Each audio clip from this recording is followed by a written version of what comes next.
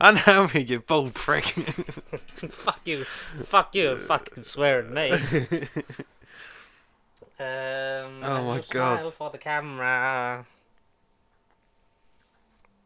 Oh, Jesus. Hello everyone, welcome to Nerd Bible Podcast, episode 195. 95. With me, not Morbius. Yeah, discount Jared Leto over here. No. With me, Matt Smith's cheekbones. And him, Jared Harris's paycheck. 100% his paycheck, Jesus. As you can tell by the title, we will be talking about the film Morbius. We'll be joined by Michael for that a bit later on, but we got just do the newsy kind of thing. The usual segue, the segments. And we can talk about Moon Knight for a bit, because Yeah. I wasted the Moon Knight title on the episode where we didn't talk about Moon Knight. Because I couldn't think about what to call it, so I called it Dancing in the Moon Knight. Dancing in the Moonlight. Oh. But obviously, because this is going to be a Morbius one, so we couldn't call it Dancing in Moon the Morbius night. Dancing in Jared Leto's Moon- garage. Moon. I don't fucking know. How the fuck does Nando get this ape of a body to work? So we got some bits, we got some pieces. How did Jared Leto get his body to work in Morbius? Some newsy things that we did doth see. Should we start with the release date that we got for House of the Dragon? We used to say House of M. I was like, Yeah, House of ooh, M. that's definitely The movie. coming. That's definitely coming. I wouldn't be So surprised if it wanders. If jumping ahead way in the future, I mean, Multiverse of Man has probably come out by the time you're all listening to this, and we all know what would have happened. But Elizabeth Olsen's contract is extended, and supposedly there's a film, a trilogy. Different reports say different things. One of them is going to be reported around House of M. Surely it's going to be. That's when Surely. she's going to become the real witch. that's when, and then that's just before the X-Men movie. 100% in 2020. 73. At this rate, it will be. 1,000 years time. So Yes. so we got on HBO Max it's the 21st of August, but on Now TV it's the 22nd of August. Yes, right. Because we got some actual character posters from the Twitter account. So we saw Matt Smith in a very nice wig, and as people Very pointed nice out, much more convincing than his wig in Time of the Doctor, which was. It's weird because he kind of played the version of the Doctor from Time of the Doctor in Morbius, because he had a walking stick and he was very hobbly and really wrinkly faced. But full of energy and alive. Yeah. He is an alien. That guy's an alien. Never ever tell me the rules. If he'd have done that, that would have been fucking sick. But are you? Because I know how we felt about Game of Thrones at the time. I've kind of since Everything. me and Larry watched it during second lockdown, like end of 2020. Like we started. It was one of the things. Was like she wanted to watch it, so we started from the beginning, watched it all, and it started off as not kind of sure. By the end of season 1, it was like she was fully invested. I want this. Yeah. And I said, like, because I didn't give her any of the opinions of it, like while we were before we would watch it or as we were watching it, because it was like I wanted her to kind of Figure it out for it. Or Yeah, give just her get take her on own, it. Yeah. like, take Spin on on it. Yeah. and she really enjoyed it, and I enjoyed mainly the last, but like the last 2 seasons a lot more than I did when I watched it at the time. Yeah. I think because I sort of was numb to it and had seen it and was prepared, and I kind of just accepted it and was just like, this is what I'm walking into. And I was like, oh, you know what? As a journey, it did its job. It disappointed a lot of people and was half-assed by the end, but it's still a quality television show. It's 100%. it's going to go down as one of the most important. The cat's looking out the window at the rain. Like, Heavy the rain. actual fact. That wants to play Heavy Rain. Yes. So 22nd on Now TV and 21st in the States on HBO Max, because Now TV continues to be the UK or worldwide European distributor for HBO Max. Yeah, the minute. So, I mean, probably until 2025 or 2024. until we actually get it at some point, but I don't see that coming anytime soon. So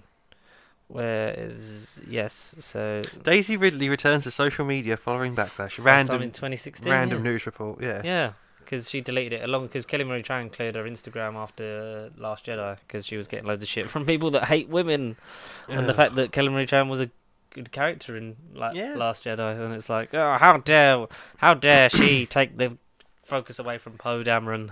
I want to see how much more focus you're going to get into the new Lego game, because 2.5 years later, Lego Star Wars: The Skywalker Saga is finally out. And you have played it, dear boy. I played it. What do it be like? Does it? Because do you know what I don't like about the newer Lego installments? games? Yeah. Is that they become more like there's quick time events, like there's the whole like because in Lego Force Awakens you've got like the duck and cover system of like the firing and that as well, and it becomes more. It sounds bad, but it becomes too advanced for just a Lego game, which is like you play it for mainly like how you used to back in the day. Yeah. The story, even though before it was just mumbles, but it was like the visuals and it was the characters and the collection and the fact that it went from you had to collect like say what was it in the Star Wars, it was just like the mini kits and the gold bricks, and then exactly. You got the red bricks and all this shit, and then cheat codes, and now you've got like in the Hobbit one you've got like materials to collect along the way as well and other shit, and it's like it forgets where it came from a little bit. 100%. And that's what I was nervous of, because obviously I played the complete set. I played 1 and 2.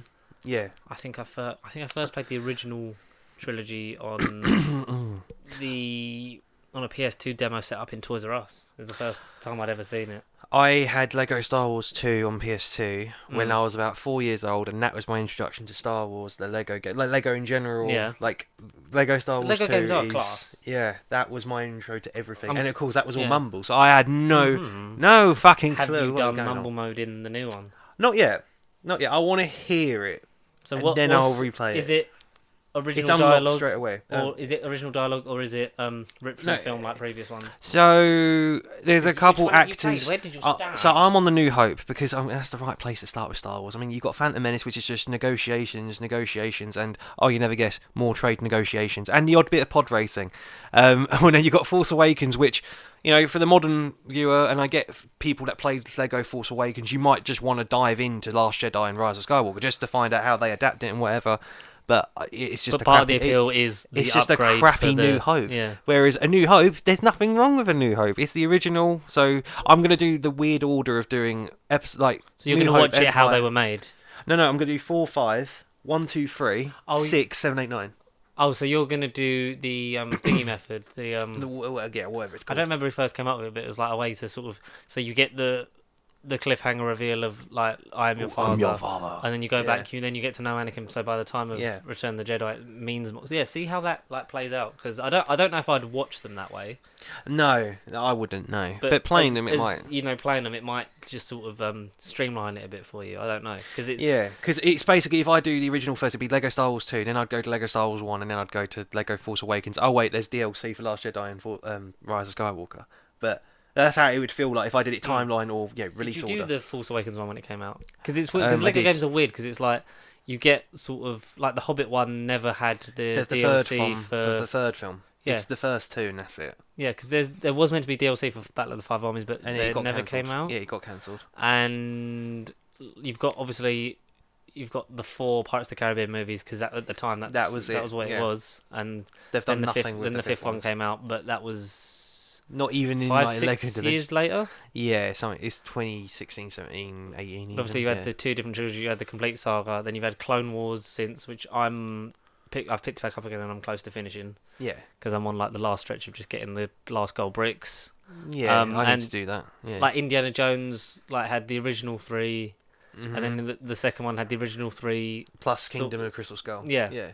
So this is like kind of the second one since like Indiana Jones to have the same levels / games in it again. Yeah, I get what you mean. Yeah. That's a good way to analyse it. How does A New Hope in this version compare to the Skywalker Saga / original version of New Hope in Lego form? Well, so there's a lot. So a thing back in the older games, you didn't have the hub worlds. You literally just had the cantina. You go into like the weird little doors. But it would be one place, wouldn't it? Yeah. And then you go through the levels. Like the spawn room, and you'd pick what you want to do, what episode, what level, and whatever. Whereas this is, so like New Hope begins with the opening. Didn't really start till Lego Harry Potter was probably the first one. Where you walked around Hogwarts and do stuff. Or no, it's Indiana Jones 2. Batman 2. Yeah, because they were open world. Yeah, because that's when it started to more. Because you go to like Hogwarts or Gotham and stuff, and like have you could explore and whatever. Yeah. Because whereas it would be Like you're in the cantina, you pick your level, you go in and you do it, and there's only a couple of things to collect really in the outside bit. But apart from that, it's just collect it all in there and come out. Yes, that was what, like up till say 2012 time. This is a big game, really, isn't it? Massive. So, but the original premise when it was meant to be out like 2 years ago, it was even meant to be before the pandemic, I think, at one point. That's how long this game's been in development hell. But originally it was pick any episode you want, play it in any order you want, which I kind of liked. But it's a shame Doctor Strange is not in Lego Star Wars. I mean, it'd be cool. There's no custom characters. There's no custom characters anymore. So you you don't get the really create- easy achievement of Just making a custom character, No, that's gone. which was always an achievement. That's gone. Yeah, no customs. Which, to me, I'm not bothered about. But that's been a staple of like pretty much every game, I'm sure. Bar maybe So one. this is the first one without it. I'm sure, maybe, or like near sure, 75%. Yeah, I think it's surely in the recent, in the recent wave of games, yeah. because you've been able to, like you said, you've been able to. So it like obviously the graphics are much better. It's it's a rebuild instead of a reskin, isn't it? 100%, not a remake, not a remaster. Yeah, it's a complete fucking from the ground up, complete visual in whole character redesigns. But that also comes in figure with the Lego waves in real life. Because it never occurred to me that when I was playing Lego Star Wars 2, like Luke had like shorter hair in A New Hope, whereas every time I look at Mark Hamill, his hair is a bit long and streaky, and it always sort of did bother me until like a few years back, and I was like, why are they so inaccurate? But then in this, they kind of or remedy like when you it. had the weird thingy like bowl hair, like the Snape haircut in brown for Episode 3 Anakin. Exactly, yeah, right, yeah. Whereas I'm assuming when we get to Episode 3, I'm assuming it's going to be more long-haired, like Hayden Christensen style. Han Solo is another one. He had just had straight, short hair, like, just plain generic bob. Yeah. Whereas in this, he's long streak back, and it's like, yeah, that's more Harrison Ford. Yeah, because it's messy. It's a messy coiffed. Yeah, 100%. It's more Harrison Ford. So, like, as time's gone on and as, like, the Lego people in real life have made the figures, that times have changed, the designs have changed, they look more accurate. Ben Kenobi looks more spot on than he did back in 2006. R2 and 3PO probably are like the least changed, but to be fair, there's not a lot that you could have really changed with them. Yeah, it's just great. Essentially the paint job on the thing. It's not like putting a completely different hair sculpt on it, really, is it? It's a whole other. It's just doing the colours and more detailing and that, and it's in 4K. So yeah. New Hope, ship crawl, all that, the opening sequence. It opens like the film. Know, yeah, 100%. Like it did in Lego 2 back in the day, but whereas the ship's more bigger, you got more floors. Again, free roamy stuff.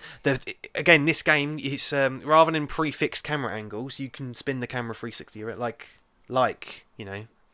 Like open worldy Lord of the Rings. I know you could do it in like Lord of the Rings. When you're in the open world segments, you can spin the camera around. Blah, blah, blah, whereas when you're in the level, they're fixed angles. Did you? I'm sure you couldn't. Maybe in the you could spin it open world, but it was a lot of just in the levels. It was fixed. They were small. Okay. Whereas in this, as soon as you get into the ship, I just spun around like 10 times as Leia, and I was just like, my God, I'm actually exploring. I can look behind me. There's actual textures behind me. Whereas in 2006, if you hacked the camera and probably looked behind you, it probably was nothing, because that's just how it was made back then. Yeah. I mean, if you walked backwards, then the data would load and whatever. But like, you can actually spin the camera in level in open world. It's quite impressive. You can really just everything has like a weird 3D feel because everything feels alive now. Because you can just explore, and the camera can explore, and everyone can have a big party in space. But then after that first level, you crash on Tatooine. Then you have to find 3PO and R2-D2 then have to sort of get away from the wreckage, and stormtroopers chasing after them. And then I thought, right, we're going to get the Jawa like land truck thing, but it kind of skims over that. But then they get sold to the Lars homestead where you play as Luke. You see Owen and Beru. You don't play as them, but you explore the Lars homestead, which for the first time has got its own little playable area. Then you go upstairs. You've got the big landscape of the Tatooine farm. You see the twin suns. Yeah, the twin suns. Wow. That's the thing. It's a proper like recreation of like, holy crap! It's a desert, but it's a Lego desert. I do want to get it, because I am the Lego man. I do love to perfect a good old Lego game. So maybe we could do that and stream it. But yeah, I will definitely pick that up. So Roger. Yeah, maybe play that and give us a review on it. I don't know. Our Lego Star Wars Skywalker correspondent. Okay. Skywalker News Saga. on the ground. 'Cause the No Way Home Blu-ray and 4K release. Finally You've came out, got your yeah. copy of that. And it's good. Still as sexy as ever. Pretty much. I mean, color grading ain't different on 4K if you've got the HDR and modern TV components. It isn't that much different from the cinema. It's just the details nicer. The fibers on the suit look like gorgeous.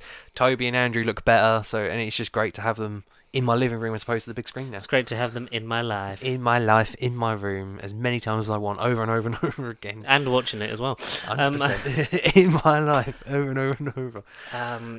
Yes. But what we are here for is the fact that... So, I don't know if you saw this. So, on Disney Plus, there's been an edit done to the Falcon and Winter Soldier. I had heard, but I didn't read about said edit. So, you know in Mandapore where the bounty hunter gets impaled by the pole? So there's the original. And now in the edit it just bounces off. Oh. So it's the same footage, so as if stopping as if she has been impaled, but then it's just been edited out. That's awkward. Yeah. And friend and upcoming guest, literally in the next few minutes, Mike said, like, this absolute crap is one of the many reasons why we desperately need a physical media release of these shows. 100%, yeah. So then you can't just... Because, like, you've had the Doctor Strange change at the end of WandaVision. You've had this. They've not done anything to Loki yet that I know of. What have they done seen. to Loki? What, no, so they haven't, like... There's nothing that I know of yet. Change that they've tweaked. Yeah. But obviously you've had that change for Falcon. You've had the whole editing, put more trees in to maybe line it up more with Doctor Strange. Yeah. And have a shadowy, like, figure go across the... fucking camera that I couldn't see personally, but yeah. I mean, I haven't really watched it since, but like I've seen the screenshots and the comparisons, so it's like I'll have to. But then I won't remember because I won't be able to see the original version now. So like, how would I know any different? Annoying. That's the annoying about digital services. They do like to just alter things with or without your knowledge. Because they also did edit a Stanley Tribute. They did, yeah. The Punisher. The Punisher, yeah, that's right. Which is another bizarre because in the Marvel Why would you do Netflix that? shows, Yeah. Stanley only appears like in pictures or like sort of like either in newspaper columns or like in like pictures that are in the scene. And I think that's been like the sort of the nicer way to sort of have him as a cameo because obviously like when they were doing those shows, they wanted him, but it was just a time thing of like he's. It has him in it without having to get him in and like make him, come all the way down, shoot for a day, and then go home. So, and it's also like a nice way if they wanted to carry on, like having him in it, you'd have like a picture of Stan, like the Deadpool thing, like when it's on the wall, which then got edited in the Once Upon a Deadpool, and it had R.I.P. under the graffiti of the Stan Lee face. That doesn't have a home media release, does it? Once Upon a Deadpool, because I've rewatched them recently. No, because it's not on anything. The Deadpool. It's not like the version of Deadpool 2 on there. Super duper cut or anything. That hasn't got a release, which is unfortunate. Because obviously it was for charity, so like maybe it's just a limited run thing that you can only see it like that because it was for charity. But they've left the Jessica Jones one intact, which is weird that they're editing a show that's when Punisher season 1, 2017. Yeah, something like that. Yeah, it's a bit. Maybe they were like meant to edit something else out, and then someone else did it, and they just all went over it. They just went over it and didn't realise they did it, and then now this backlash, and they've sort of gone, oh fuck, or they're just like, no, we'll leave it. Maybe it might be a bit of both. It might be like, oh bollocks, I didn't mean to edit this particular bit out, or whatever. I don't know. But it's okay because seemingly the Deadpool season 4, like season 4 been bounded. Daredevil season 4 that's been banded about is. Still, like the rumours are still churning out that it's going to be another 13 episodes with the same cast. I don't mind if it's not 13 episodes. No, like if we have, I think 10. I think 10, like 6 to 10. I think would be a good. Like you could make a nice concise season like out of that. Well, let's go middle ground. Maybe 8. Let's just go 8 middle ground. Yeah, something like that. It doesn't need to, like it could be any of those. It could be 6, 8, 10. Like I wouldn't mind any of those. Like it doesn't have to be 13. But if that's true, then that's cool. And seemingly Kingpin and Daredevil being confirmed to appear in some capacity in the Echo show, which Echo is it shooting yet? I don't know. I think it's in pre-production still. Still I in think pre. It's shooting. Yeah, because that was one of the extra ones that were added like last year, wasn't it? Like that House of Harkness, I Am Groot, and stuff like that. So, and we're still waiting on Armor Wars, which was announced eons ago, but is no trailer, not shooting. No. Like so, because we've got Moon Knight, we've got then Miss Marvel. Yeah, then She-Hulk. Then Secret Invasion, possibly at the end / beginning of the year. Yeah, they say November time. They say November. Yeah. Can't wait for a trailer for that. But do you know what we might get a trailer for? Oh. Thor: A certain Love and Asgardian. Thunder, Yeah. because the press tour has begun. We know it releases in November. It does, doesn't it? November? No, it's July. July? I'm sure it's after Is it Doctor July? Strange. The third one is fuck, Doctor Strange 4, and then it's Black Panther. Black Panther in November. Yeah, That's right. the one. So Yeah. and because the press tour's begun, and there's a picture of them holding up different amounts of things, like him, Yeah, Tessa him- Thompson, and Taika Waititi Yeah. holding up different amounts of fingers. So it lines up that it would be the 11th of the 4th, 22. Well, yeah, we'll have to wait and see, but we hope. Yes. That's what we want. We want a trailer. We want a first look, not a talkie behind backstage going, "Oh yeah, this movie's gonna be fun," just like Ragnarok. Korg's in it. No, we want to see the movie. Christian Bale as Gore the God Butcher in his weird Which he's makeup. doing more reshoots for. So I know. But is he actual comic book? Oh, or is well it just done. Christian Good for Bale? you. Good for you. Is it comic book? Is it a weird hybrid of characters? I want to see. I'm going to him. save these Morbius related adjacent Stuff ones for when we talk about Morbius. Yeah. Mandalorian season 3 is officially wrapped filming because Carl Weathers posted on Twitter.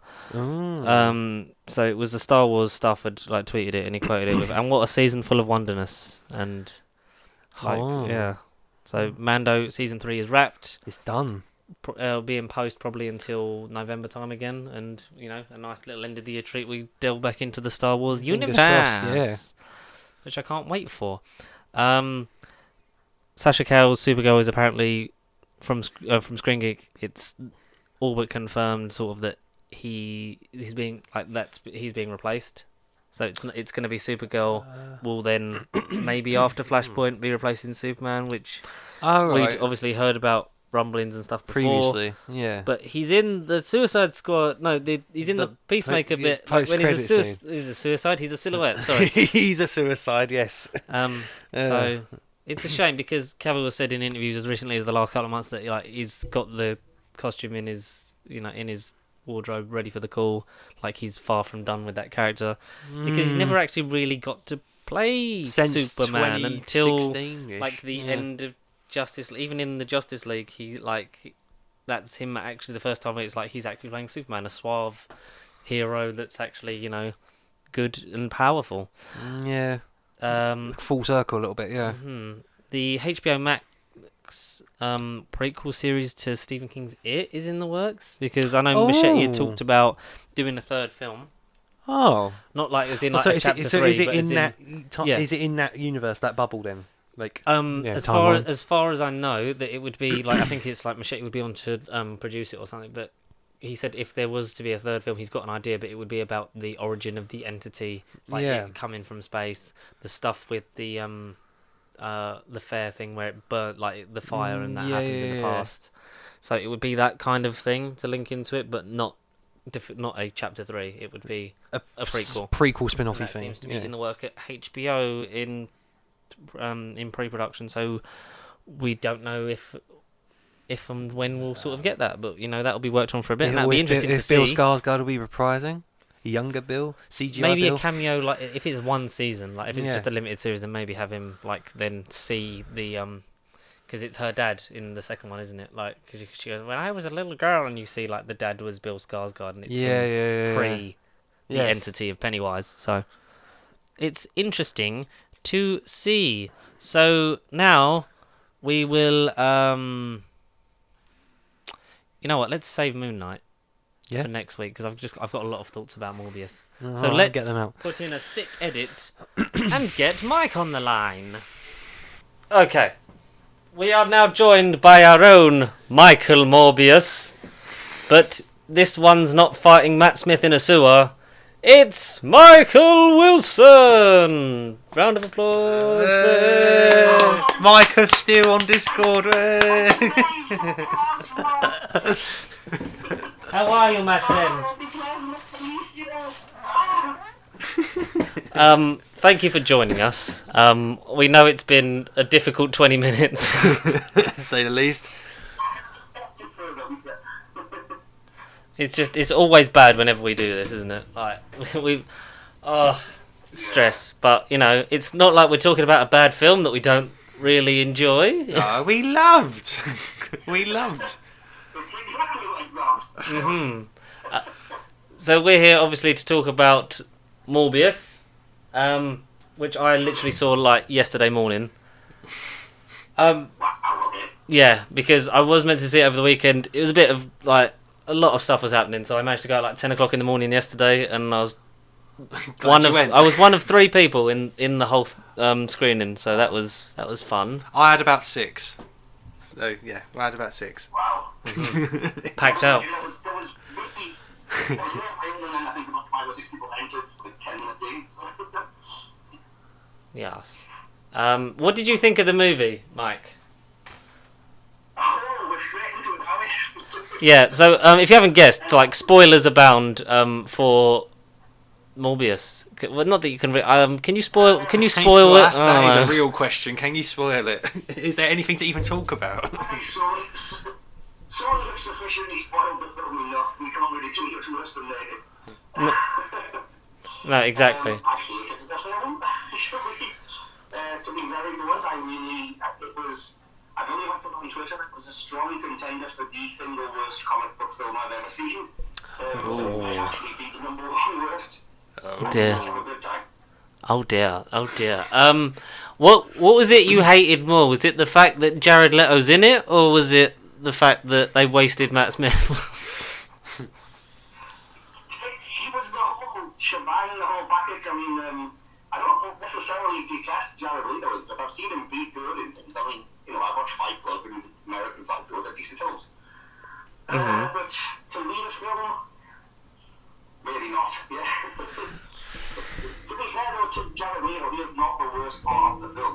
He's, No, I didn't think that either. I didn't think he was the worst thing about it, and I would go so far and like this is going to make for a fun conversation because I didn't hate it, and I think it's maybe because like all the reviews and stuff. So I literally walked in expecting shit. 1 star And review.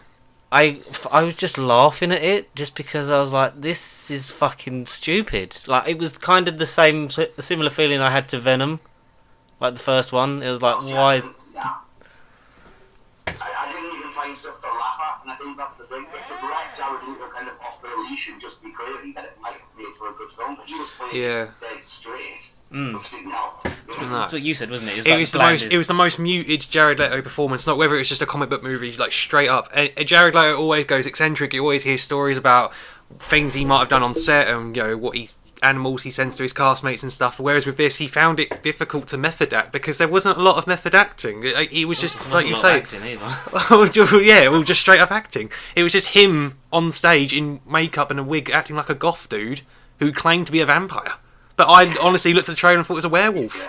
He looks more like a wolf to me. I don't know. Considering what you were saying, that he shouldn't really have found a way to method act, I have seen the stories that he found a way, that he was holding up shooting because he insisted on limping anytime he needed to go to the bathroom. So it was taking like 45 minutes. And in the end, the director just had to get him a wheelchair. So it's like, come on, dude. Wow. I did not know that. So I can't really ask you, like, is there any positives? Like, is there anything you didn't actually detest about the film? Well, it's hard to say. I mean, it started off, and I wasn't, because I'm the same as you, I heard all the negative reviews, and I was like, it can't be bad, so therefore, the only way is up, so I'm sure I'm not going to hate it as much as that. But I think I actually hated it more. Wow. When I first sat down to the film, because of, like, everyone's negative reaction, it started out, and I was like, this is generic, but it's not terrible. It's doing the, he's going to get to the bats and do the experiments, and when it had a moment on the boat with the mercenaries, I was like, this is a nice nod to Morbius' first comics appearance, so maybe they're going to be respectful to the comics. No, that was it. That was as much as we got. So maybe the first 20 to 30 minutes were passable. Yeah. But even then, it was very this is just your average 90s origin story, supernatural comic book film. Yeah, it did feel like an early Marvel film, like in the 2022. I don't even want to say a Fox movie. It felt pre-Fox, like Michael said. It felt like a 90s movie where they were figuring out the genre and they didn't know what they were doing. It just felt like they should have come out like after Blade. Exactly around that time. Yeah, Blade. Not even a good 90s movie though. I put in a review. It felt like one of those direct-to-DVD sequels to like the Yeah. Crow of Darkman. That's like, Yeah. nobody wants to watch this. It was like, well, The one you see in the bargain bin at Matalan, like for like £2. I think like I didn't take it too seriously when I went in, and so because I just was like everything I was like I think the pacing was strange. Like I think the best thing about the film is that it is mercifully quite short in terms of other. It doesn't outstay its Marvel welcome. films. It doesn't overstay its welcome. Yeah, well, it doesn't have a. Like, it probably overstays its welcome for most people because it's longer than an hour. But it's. Yeah. I feel like the best thing about it is it was over quick, and it's one of them things that I think if I revisited it on streaming like in a year or so's time, it's something I can just turn my brain off and just put on. Like I wasn't going into it expecting this is all going to be important. I mean, we'll get to how the post-credit scene kind of fucks itself in the arse a bit later on, but because something definitely happened in those post-credit scenes for sure. Something definitely happened. that was stupid. I really liked the titles, how it opened. That was nice. They were nice colours. Yeah, The very. purples and the blues. That felt very 90s. The best thing that I'm finding about this movie is the behind-the-scenes stories and all the stuff that's kind of being put out. It's better than anything that's in there, because I'm also finding it hilarious that Tyrese was like, I'm a superhero, I'm got a cool, robotic cyborg type arm in the movie, and you're not really signed a 3-picture deal. And he's barely in the film. They just Yeah. completely. Yeah, what is... Yeah, because you could take the whole FBI Agent out of the plot. section Yeah. out of it, and it would not Nothing, affect the plot honestly, at all, nothing, apart no. from that one scene. And there's a lot of stuff that's in the trailer that's not in the film. Nope. Why? Like, Why? You don't have... Sorry, mate, carry on. So apparently when they sort of started filming it was when Sony and Marvel were on the outs and it was looking like they're going to review the deal. And you can kind of tell that it's been through, we're not going to bother with this, we might do another couple, we're now friends again. Because that's kind of the film doesn't know where it wants to live. Yeah. Quickly, we better set up this universe all over again. No, it's fine. And then, as you say, when we get to the post-credit scene, then it's kind of we're playing nice, but we're going to steal one of our things back, and it's just kind of what a mess. It's because we only see the bugle. We don't have the shot in the trailer we get of Oscorp. We don't see the original scene of Adrian Toomes in that underground car park. We don't Talking see to Morbius. Yeah, no, we don't. No. What else don't we see? The Spider-Man murderer poster. Yeah. That shot of the alley. Yeah, there was another. I was watching it and I was kind of listing it, and then it's like I was forgetting this movie as I was watching it. What wasn't literally what they cut, and it makes no sense with the way they cut it, is that there's that mildly amusing scene in the trailer where he goes, who are you? I'm Venom. Oh, this is your biggest doctor, what the movie's like a service. And in the movie, they just cut the punchline, so he just goes, I'm Venom. And then the guy leaves. Yeah, that was weird. Yeah, that was odd. That was probably the most baffling. Yeah. And there's that gratuitous line where it's this is the biggest thing we've dealt with since San Francisco, and just pauses for 3 seconds just so everyone can go, that's where Venom was. Yeah, that's the only thing that's happened in this universe, guys. Yeah. Exactly. We are in the Venomverse, everyone, because that's really doing well. Yeah, I mean, did you for context, did you like Venom and Venom Let There Be Carnage? Because I know you've got your review out, and you should check it out on the Silver Screen podcast, everyone, because it's an excellent episode double. It's not a video review that I've done for this one. It's only on my box, just to clarify. That's cool. But so what have you thought of the Sony Spider-Man universe so Universe far? of Marvel characters, the SUMC, whatever the hell it's called. SCU. The SAD. Yeah. The Sad. SAD. SSU. SSU. It's a weird situation because, again, maybe I'm leaving ahead. Apologies if so, and kind of spoilers for the post-credit sequences. That's alright, go for it, man. It seems like they're once again trying to build up to a Sinister Six movie. Sony are convinced this is going to be their Avengers, and they're just desperately trying to build it up. It's such a bad idea just from execution anyway. And every time they try to do it, they pop up. I mean, they tried it with Amazing Spider-Man 2 and it fell on its arse. Now they seem to be trying it with some of the most C-tier characters they can possibly imagine. I mean, if it's a Sinister Six, we've probably got, Venom, Morbius, Vulture, and maybe when the Hunter movie comes out. It's like, that is the weakest team you could possibly assemble. And then none of them have the virtue of Spider-Man bloody week. I feel the thing I did like about this compared to Venom is that Morbius can work without a Spider-Man being in it.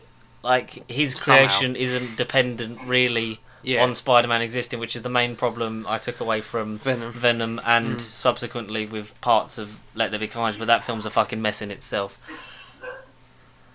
But so I did kind of enjoy it. Like, I wasn't spending the whole film going like, oh, like, where is Spider-Man? Like, why is he not like dealing with this? And like, we know from Sony's post that like the Spider-Man for this universe will be revealed soon. How soon? Do you think? Who do you think it is? Because I think surely it has to be Garfield, right?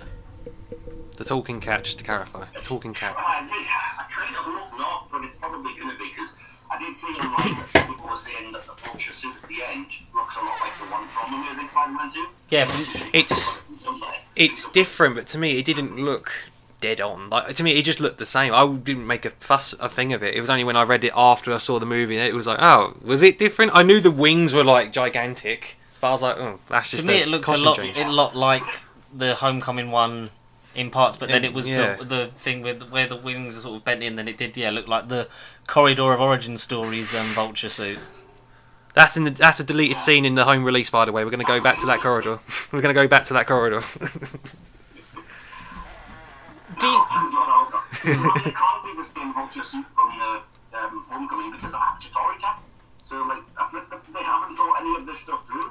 No. Yeah. It doesn't try to play it. Not just a matter of, now we're going to plonk Michael Keaton down and everything's fine, you know? And it feels like Sony are ruining, like, because I know, you know, the whole reason they did the deal with Marvel was because they were out on their arse after Amazing 2, and the thing that they have done well, which I've given Amy Pascal credit for in the past, is the fact that when Kevin Feige asked about the villains for the Tom Holland trilogy, it was, no, we'll carry on doing ones that we haven't really seen on screen yet. So, like, you get your Vultures, Mysterio, and yeah. So so you get all that until you get like all the villains come back in No Way Home, but that's a different story. But it was admirable that it was still. The thing that frustrates me though is that Sony. Sorry. No, it's alright. Just carry on, man. I'm loving these thoughts. Will prepared me for, you know, Mike's gonna hate this. Sorry. That's alright. Yeah, the thing that bugs me is that Sony are desperate to make a Sinister Six movie. Yes. And they just made a fantastic one. Like, just took one extra villain into No Way Home, and there you go. Call like a Sinister Six. Yeah. Well, technically, the sixth villain was just at the bar the whole film, and he didn't know till the end. Yeah. Just do like the Ultimate Comics did and be like, the sixth member is Spider-Man, we're trying to recruit him. The sixth member is the audience. You guys. It's the reviewers. Sinister 6,000, 66,000, am I right? Because Michael Keaton was amazing in Homecoming. Like, I don't know if it's the same for you, but that scene in the car with the traffic lights, like, chills. Yeah. Like, with the fact that the light goes green as he puts it together that Peter is Spider-Man and that. And then we get him back in this, and it's, oh, you know, I hope the food's better in this joint, and, you know, I'm kind of just figuring this place out, even though, like, you know, I think, I don't know about you, Mike, but if I switch universes, I think it might be a bit of a big deal than just, you know, oh, I kind of don't know how this place works. Let's try the food. You know, my daughter and my wife are in the other universe, but fuck them, apparently. Yeah. Like I said, it raises the most practical thing you could possibly ask for it, because Toomes knows who Spider-Man is, but now because of this spell at the end of No Way Home, presumably he doesn't. Yeah. Parker is Spider-Man.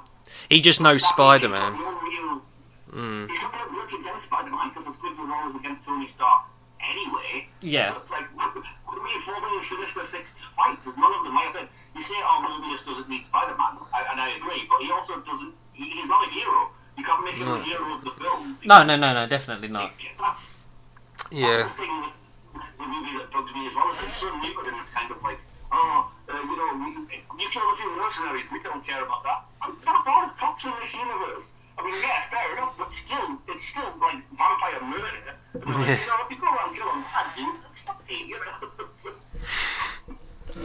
know. But the thing also with like the Sony movies is that it's all like you're saying, like they're making like it's a lot of anti-heroes, and then it's like, so you're gonna want to root for the good guys in the Sinister Six movie? Like, is that what you want? Yeah. Like, you want the villains to beat the shit out of this teenager?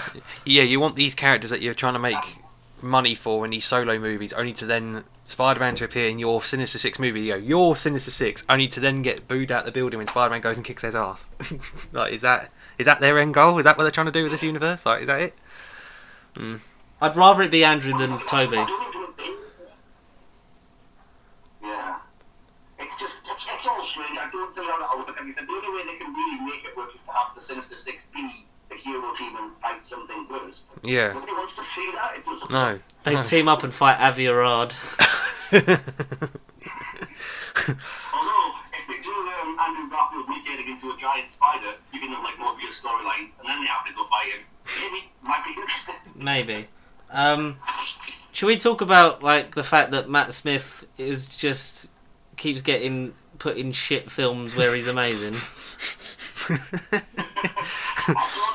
don't really think he was that amazing. I just think he was the best part of it. But even then, he was a victim of really being told to go too far over the top, and frankly, abysmal makeup and special effects. Oh yeah. Oh yeah. Yeah. Definitely. And the fact that he wore his outfit that was the unchosen 11th Doctor outfit was quite a nice touch. Yeah, Um, yeah, I mean, that character had no motivation whatsoever, though. It was just kind of like, I'm rich and somebody beat me up as a kid, so now you get serum, you'll be good. Daddy you issues. telling me we don't all relate to that? Yeah, I agree. Like it's just the fact that he's in it. I think distracted me from this movie.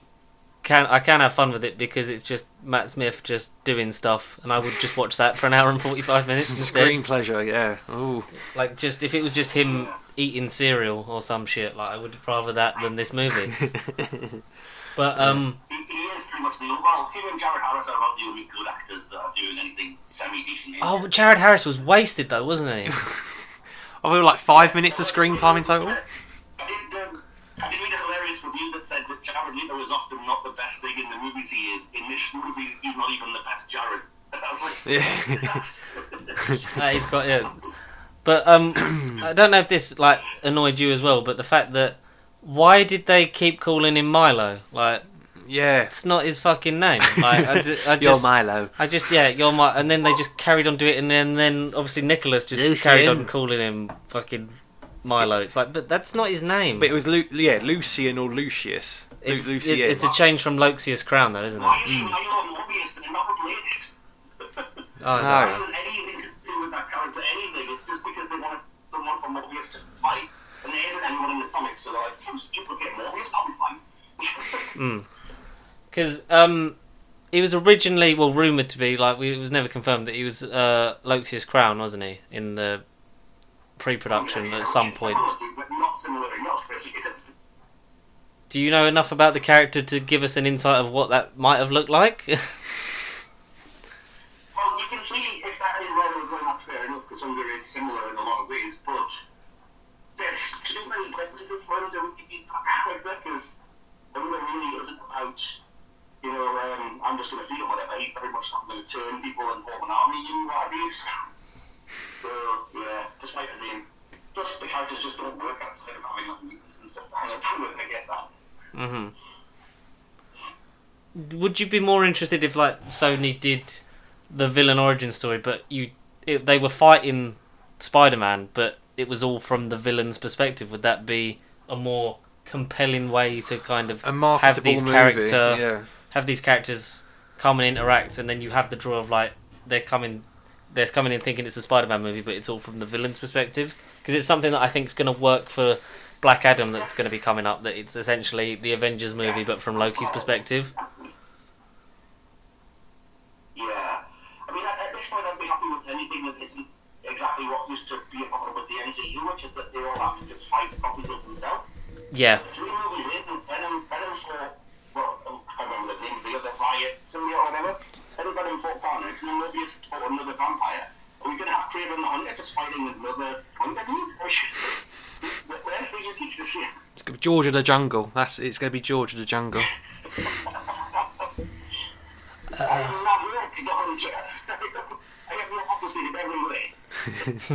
Yeah, I have a lion's head just as my head and a human head on my vest.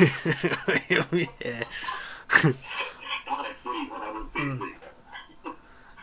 Because like I mean, like I said, yeah, sorry, Karen.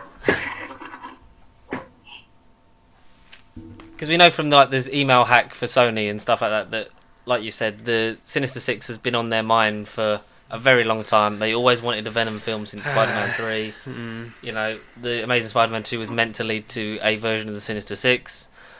But if they just made like compelling stories for these characters, and then it got to a point where like maybe we could team these guys up because we own them all, like in the vein of like the first phase of the MCU was just like, you know, we have the outline for the Avengers and we could do that, but it's about making, you know, a good Iron Man first, a good Incredible Hulk movie, whether that or not that's still going to happen. But Yeah. it does make me think that I'm kind of curious on a thing of like how far can this train like crash into the building next to the station kind of thing, you know what I mean? Before it hits an explosive barrel. Like how far are they going to go with it? Well, the thing is, because I think I was talking to our mutual friend Will, and he was like, it'll not get much further given how badly the reception for this was. And I'm like, the thing is, they're already in production on Craven the Hunter, Madam Web, and Spider-Woman movies, so they've at least got 3 more things in this universe coming out. And then, there's a Silk/Spider-Woman, Spider-Girl series as well. Sony TV are making a Silk series. Oh wow! So there's whatever that's going on with that, whether that's parts into this or not, I don't know. But that's what we need. That's a thing. Possibly. Just there's the long room at Black Cat and Silver Sable movie or several movies that might happen at some point. I hope that becomes like the New Mutants of the Sonyverse. It just doesn't come out for eons until a dusty Blu-ray just appears on a shelf at HMV, and there's only one copy in every store. Are you excited for Kraven the Hunter, or has this kind of killed your anticipation for this franchise? Kraven the Hunter is another of those characters that doesn't really work without Spider-Man. Yes. That means we're not going to adapt like Kraven's Last Hunt and great stories like that, because I'm having no interest. Like I didn't saying, I'm an African hunter, but I don't do bad poaching, and this other hunter does. Now I have to pay him. Oh yeah, it's all going to be like they're going to bring that into it. It's like I kill the poachers that poach and they sell it on eBay and I get it back. And yeah, I just still think it's weird that it's Aaron Taylor Johnson. Like I don't get. Like I don't particularly see him as that. I can't wait for them to shoehorn him and Scarlet Witch into a movie together, and just to be like, look, see, it's Pietro again. Yeah. I don't know. They play a married couple in Godzilla. Yeah. The same time as they played siblings, which was weird. But then they'd never. The thing I liked is that they were gonna they tease the aspects of, because obviously like when the comics, when they have their incestuous like relationship, didn't they? And they like toyed with the idea of doing that, which would have been brave for a PG-13 kids superhero movie. But, Disney Mickey Mouse approved funded production. Yeah, it's okay to have sex with your sister. Minnie's not my wife.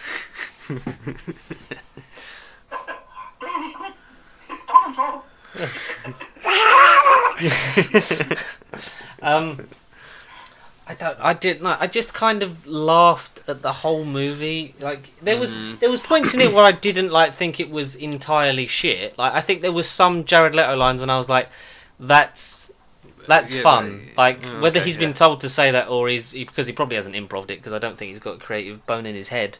But it's like some of this, like with the fact that you don't see the rejection of the Nobel Prize, and it's like, you know, like why did you do it? It's like, well, you know, you both know that we have issues. Like when he sent it to that kid, and it's like, you know, that's funny. That's a thing that Jared Leto did that wasn't bad.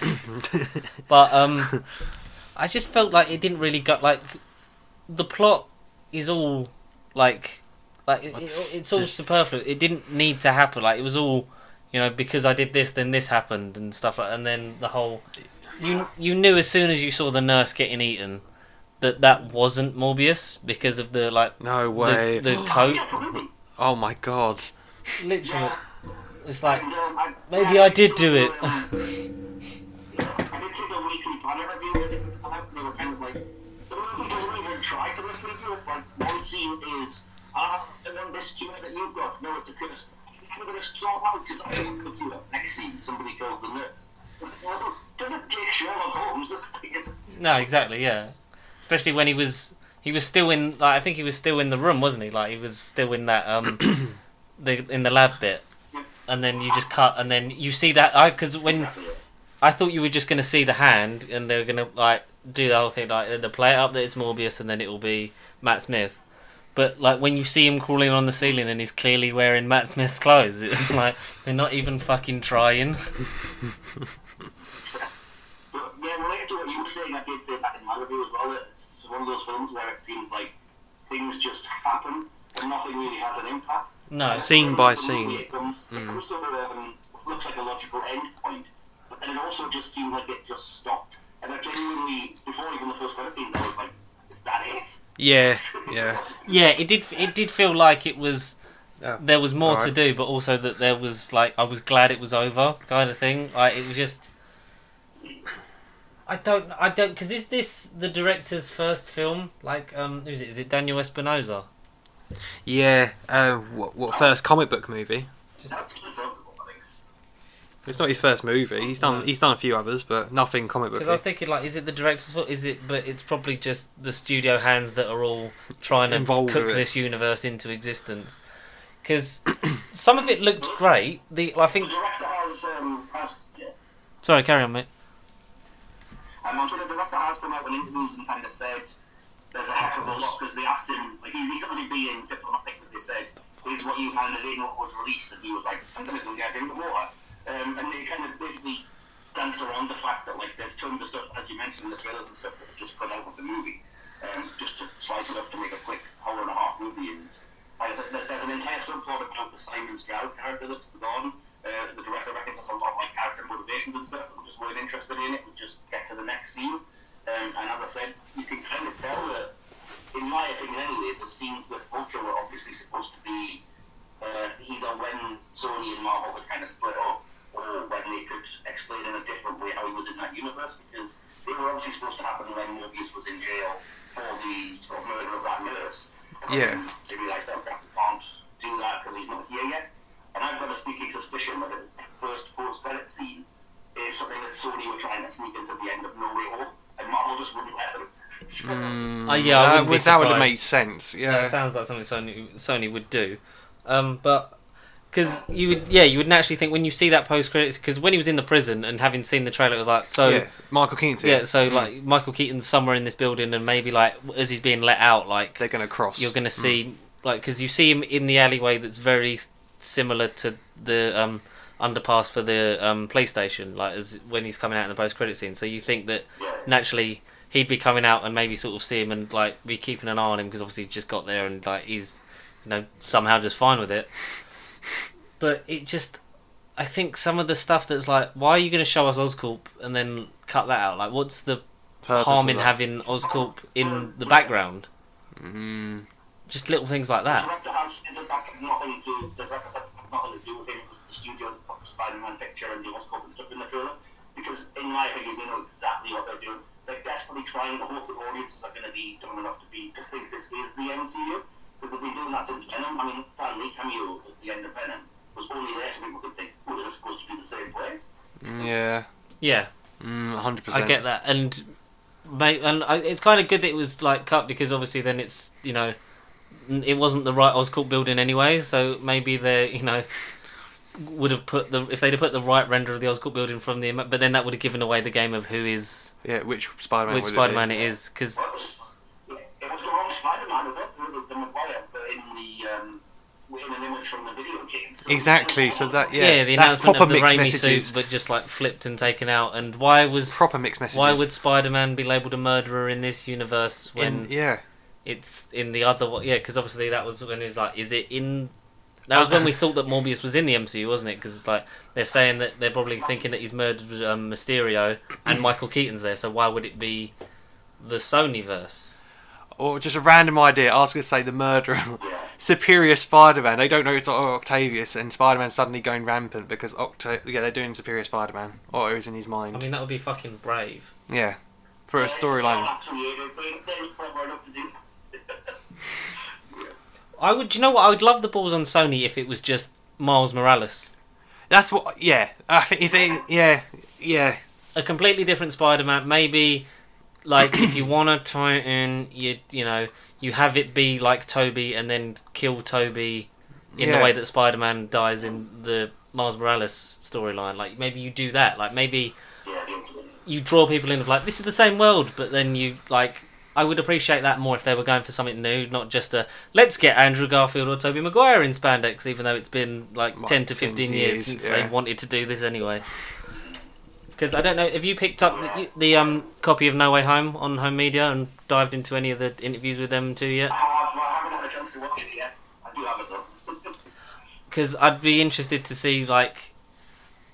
What they say. Because I don't think either of them at this point in their life would be like, yeah, sure, I'll sign up to do the franchise again. For another 3 films. Garfield definitely would. Because he's in love with the character, and you can kind of... He's basically already in for it if they want him.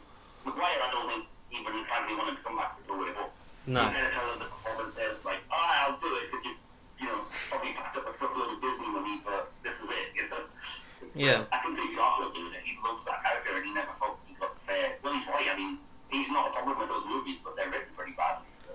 Yeah, and the stuff with him in it, I think, is obviously that is the strongest stuff in those films. Is him and Emma Stone like together? Like, I just like fantastic. So I got, because we did save some of our Morbius related news stuff to have a discussion with you about.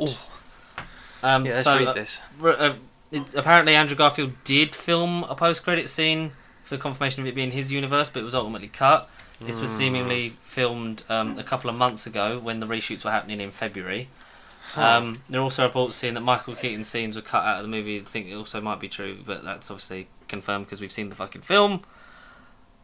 I will say that they do this a lot though, because they filmed the Tom Holland scene for the first Venom movie until Kevin Feige and Marvel were like, no, take that out.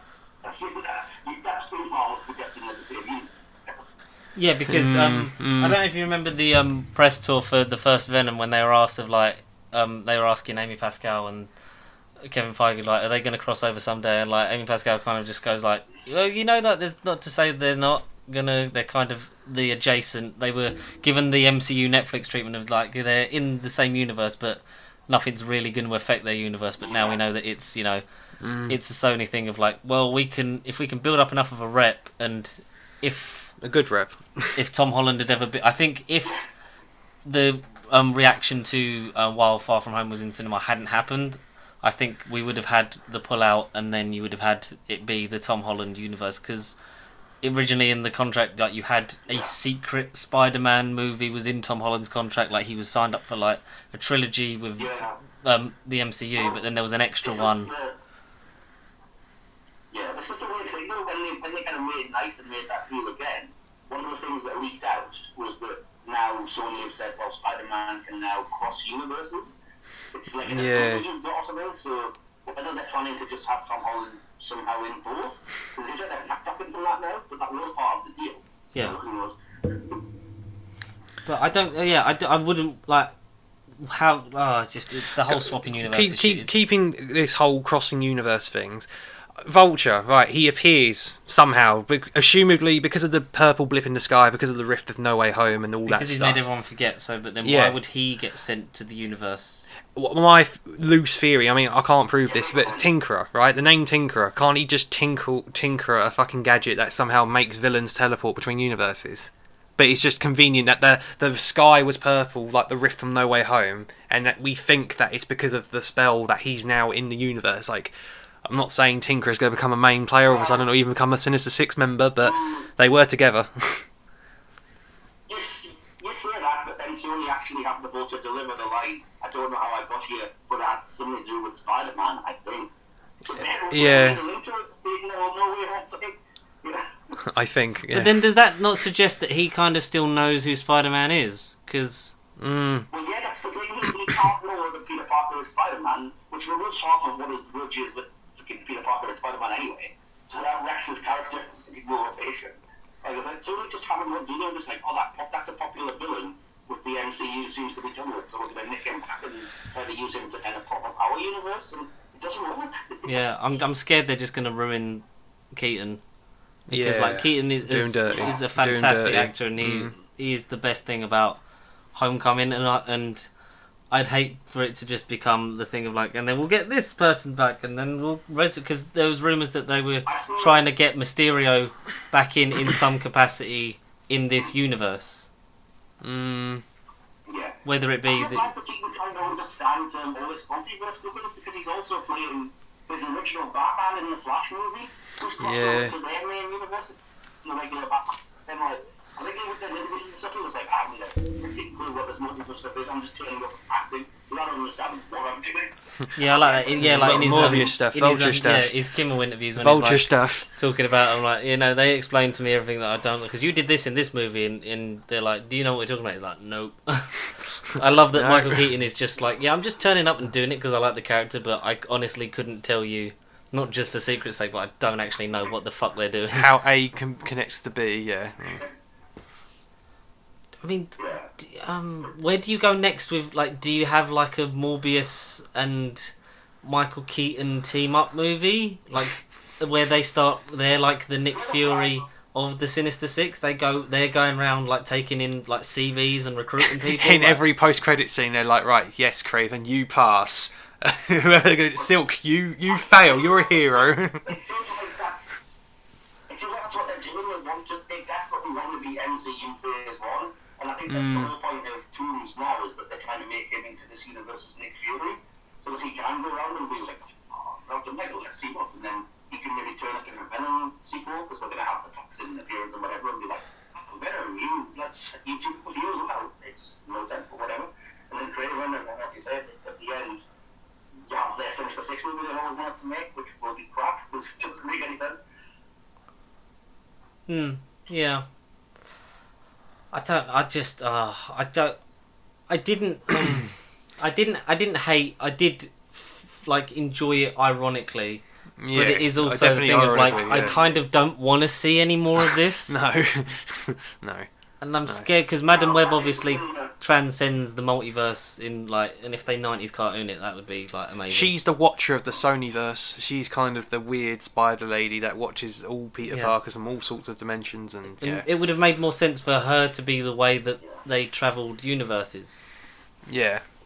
Because she does that in the end of the 90s cartoon. She like pulls all the Spider-Man from like different universes to fight the thing at the end, didn't they? So, I don't know, like how. I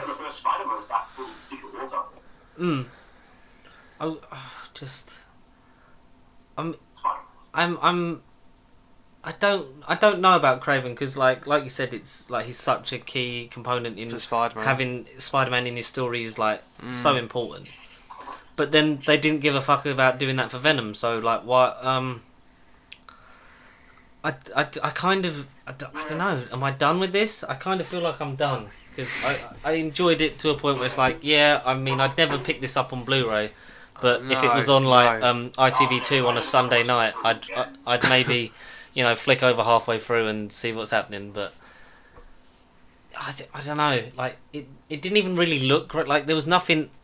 Visually, substantial, like visually enticing. No, really. It was just plain. It was a lot of blues. There was a lot of blacks. The ridiculous, like, somebody bought an effect every time you did something as well. It was supposed to be like, I don't know, so horrible. It was just, what are you doing? This looks terrible. It did. Oh, literally, it just did.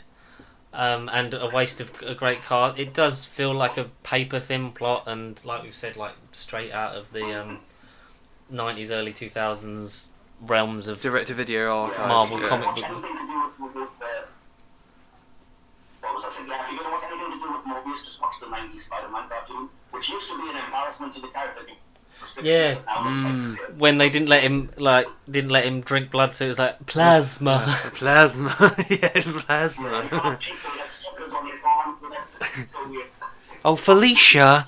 That's all he kept saying, Felicia.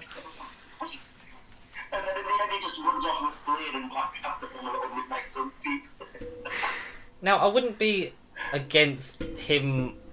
Like, if it was in the same universe, like, I'd love to see Blade just smack the shit out of Morbius. Yeah. But I don't ever want Mahershala Ali to be pulled into this universe. No. God no. There's a deleted scene in the first Blade movie where Morbius was going to be the post-credit scene, and then Yeah. they deleted it and they made him happening. He also looked better with Blade than Spider-Man, in my opinion, because vampires. Yeah, you have that link, and like that is, like, maybe a bit of foresight would have, they could have been like, look, like you're using, like, you're making the Spider-Man movie and it's all great, but like, can we borrow Blade? Just but for maybe a they second. don't want to do that before, like, the Blade movie has come out. Yeah, Because they want yeah. him and Kit Harington on a space road trip movie where, got me magic sword. Let's go on an adventure. Yeah, my wife Rose Leslie not allowed to be in this film. Let's go find out what it's like to be the Dark Knight. Oh shit, I mean Black Knight. I don't know. I think if there was more films like this, I think superhero fatigue would then be more of a worry for me. Because for every Doctor Strange in the Multiverse of Madness, you're getting a Morbius. You're kind of thinking, like, do we need all of these? So often. More thought out films might be the way forward. It should really be the kind of the nail in Sony's coffin, but it won't be because they just did Far From Home. No Way Home, which like blew the doors up and became the third highest grossing film of all time. And that is technically Sony's like production and their money and stuff. So That's the money because everybody else getting it. And they've got Spider-Verse 2 coming out, so like 2 and 3, yeah. That's another ace up their sleeve, really. It's a bit of a difficult question, Mike. So let's see if you can like skirt your way around it. Imagine you're being held at gunpoint to come up with the story for Morbius 2. How would you do it? And what would is there some course correction they could do in a sequel that would maybe make the universe make a bit more sense instead of just like instead of let's just make jokes about like how Venom's in this universe. It, but not Venom. Yeah. I would just lean into the ridiculousness. I would blatantly just adapt the 90s cartoon. Yeah. There's no reason we would retcon the fact that he has to have separate hands and not teeth and has to say plasma instead of blood just because it's funny. And at the end of the movie, he would mutate and just run off and hibernate somewhere because why not? And the villain we would fight would be a mutated giant spider. So it doesn't have to be Spider-Man because that might be legally complicated, but just have it be that there is inexplicably a gigantic sort of 6-foot spider. Man spider. That he has to fight. Yeah, okay. Because like stuff like this, you have if you lean more into it, you're going to get more out of it, which I think has benefited stuff like the Suicide Squad lent more into the violence and the suicide in the name because definitely more than half of that team die in the first 5 minutes. The more colourful, childish aspects of Shazam. See, I don't just like Marvel because DC can be good when it wants to be. Like the space and like goofiness of Guardians of the Galaxy, things like that. If you lean more into the things that make the property fun, then you can get more out of it. Because I think like if you made a fun like horror themed like a horror supernatural film, like how Ghost Rider 2 was, like it was. Oh, okay.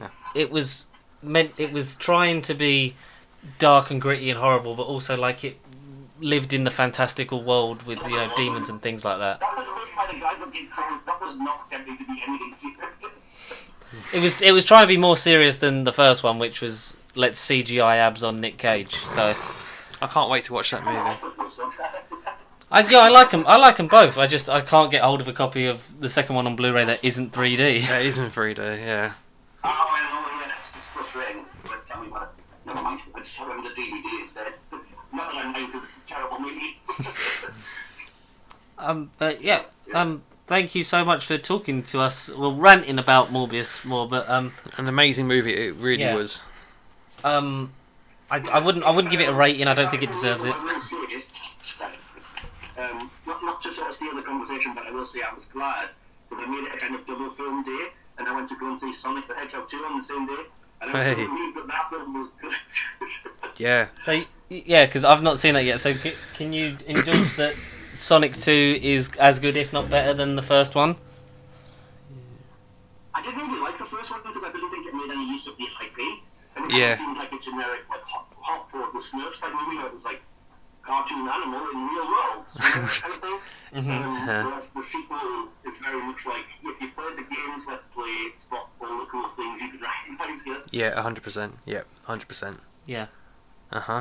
Yeah, I've seen it, Michael. I agree with everything you've said. I preferred it overall to the first movie. I do think I will give the first one credit. The generic road trip. Oh look, human and animal combined to make the ultimate dynamic duo movie. I think it was better made, but it really wasn't the IP. It really isn't Sonic the Hedgehog to a lot of people. I'm not a Sonic nerd or anything, but Sonic 2, without spoiling nothing away, is Sonic Heroes, Sonic Knuckles Tails.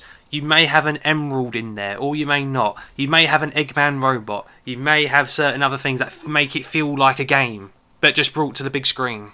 Yeah. The visuals are truly from Sonic Heroes to me. Just look at the way that they've done Robotnik though. Like in the first movie, it's just Jim Carrey. And then Yeah. they were just kind of like, no, let's actually have him be like ridiculous, over the top mustache. Just bring him straight out of the game. We're not going to try and be realistic at all anymore. It's like, Oh yeah, there is nitpicks you could make in that second movie where it's like, well, this ain't real, this ain't a film. Like, what is going on? But then if you just accept the fact that this is based on the game, just let it happen. It leans more into Just it. let it happen. Yeah, exactly. Just let it slide. And it's rare in terms of a sequel that Jim Carrey actually wanted to do and came back for. So 100%. Yeah.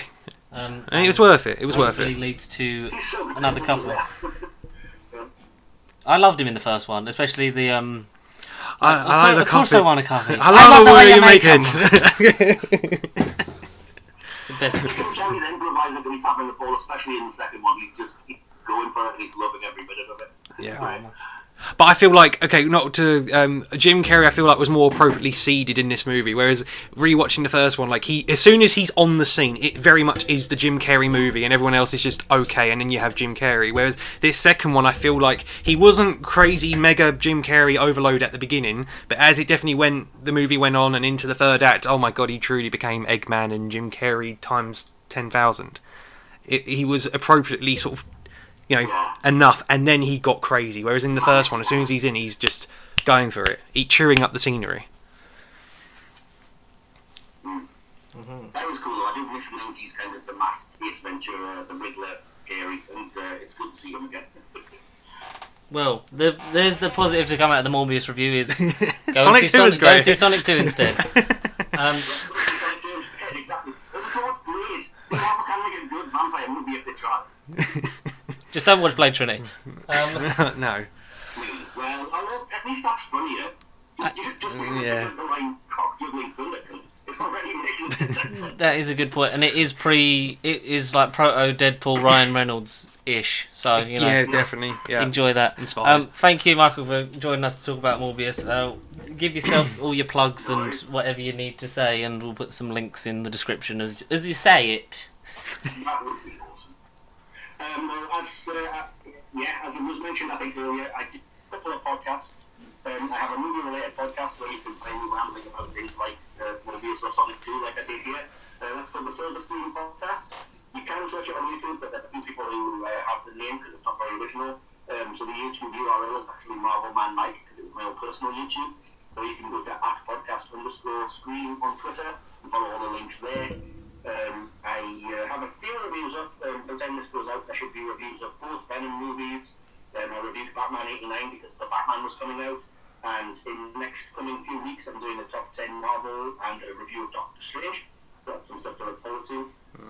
Yeah, and I am having these guys on at some point in the next few months to review a film that's really seems to fit the theme of films we're talking about here. It will involve vampires. Yeah, other than that, I do also have what I call the Hit or Miss Star Trek podcast. We're just coming to the end of our second series. We basically just have a random chat about all things Star Trek with fellow fans and then review just a chosen episode. And occasionally I do sort of polished reviews of Equal Moss's ships and things. That is at HOM Trek on Twitter, or just type in Hit or Miss Star Trek on YouTube. Brilliant. Make sure you go and give it a listen and a subscribe because Mike does make some very nice, insightful, not always ranting about Jared Leto as a vampire type content. So it's definitely worth a listen, especially if you are a big Trekkie fan. So like some of the stuff that you collect is just like amazing, like all your ship collections from Eagle Moss and that, and like he knows his stuff, ladies and gentlemen. And we don't just make him talk about vampires all the time, but he gets to do it to us next time, so it's funny. Definitely. I should have said as well that if you're a fan of this particular podcast, Connor did join me solo for a review of Scream. Yeah. And the new one came out earlier in the year, so you can go watch that on the Scream podcast channel as well. Yeah, Connor was let out on his own once. Yeah, I know, right? And freedom. I unchained him from the desk. Yeah. But we look forward to returning the favour and coming onto your turf later on in the year. Accents will be adorned throughout the episode. I hope you're ready for. I'm looking forward to it. Yeah, I mean most of it will be Taika Waititi / Matt Berry inspired. So but make sure you wear headphones, folks. Oh, I'm looking forward to it. Yeah, thank you so much for joining me, mate. And as always, everyone, thank you for watching and listening and breathing it in through your ear holes. At Pace of Sheep across Facebook, Twitter and Instagram to follow us throughout the week and get in touch by sending your emails to nerdbiblecontact@gmail.com. and don't forget to like, comment, subscribe, share if you've not done so already. It's been a pleasure to be joined this week by Michael and by Connor, because he's always here, so yeah, me. He's contractually obliged. Thank you guys, and we'll see you the same time next week.